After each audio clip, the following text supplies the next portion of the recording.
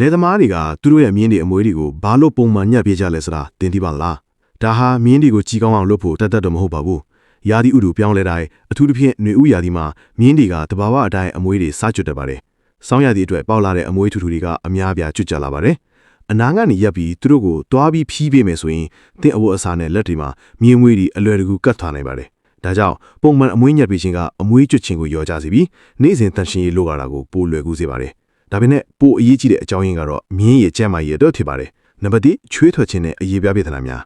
မြင်းတစ်ကောင်လေ့ကျင့်တဲ့အခါပြေးတဲ့အခါဒါမှမဟုတ်အလုပ်လုပ်တဲ့အခါချွေးအရန်ထွက်နိုင်ပါတယ်အကယ်၍အမွေးကအရန်ထူနေရင်အဲ့ဒီချွေးတွေကအမွေးအောက်မှာပိတ်မိနေပြီးခြောက်ဖို့အချိန်အကြာယူရပါတယ်အချိန်ကြာလာတဲ့အမျှအရေးပြားကနှွေးပြီးစိုးစွတ်ကညစ်ပတ်နေနိုင်တဲ့ကြောင့်ဘက်တီးရီးယားတွေပေါက်ဖွားဖို့ပိုလွယ်ကူစေပြီးအရေးပြားပြဿနာတွေကိုဖြစ်စေနိုင်ပါတယ်နံပါတ်2ကုန်းနီးနဲ့ပွတ်တိုင်မိမှုကုန်းနီးနဲ့ခါဘတ်နေရာတွေကလည်းအရေးကြီးပါတယ်အမွေးထူထူတွေကကုန်းနီးအောင်မှာချွေးနဲ့ဖူမုတ်တွေကိုပိတ်မိစေမယ်ဆိုရင်၎င်းကလုံးထွေးသွားပြီးအရေးပြားကိုပွတ်တိုင်မိကမြင်းကိုနာကျင်စေတာဒါမှမဟုတ်နှီးတဲ့တာမျိုးတောင်ဖြစ်စေနိုင်ပါတယ်အမွေးကိုတိုးအောင်ညှက်ပေးခဲ့ခါမှာကုန်းနီးနဲ့တိုင်းကျိုးတွေကပိုပြီးအံဝင်ခွင်ကျသွားပြီးမြင်းကလည်းပိုတက်တောင့်တစားလှုပ်ရှားနိုင်ပါတယ်ဒါကြောင့်မြင်းကိုအမွေးညက်ပေးခြင်းကတန်ရှင်းတက်ရအောင်လုပ်ဖို့တတ်မဟုတ်ပါဘူးရာသီဥတုပြောင်းလဲတွေမှာအမွေးကျွတ်တာကိုပိုကောင်းစေဖို့လိချင်းကလုပ်ပြီးနောက်မြန်မြန်အေးသွားစေဖို့ပိုမြင်မြန်ချောက်သိစေဖို့နဲ့ပုတ်တိုင်မီလိုအစမကီထေတာတွေကိုရှောင်ရှားနိုင်ဖို့အကူအညီပေးပါတယ်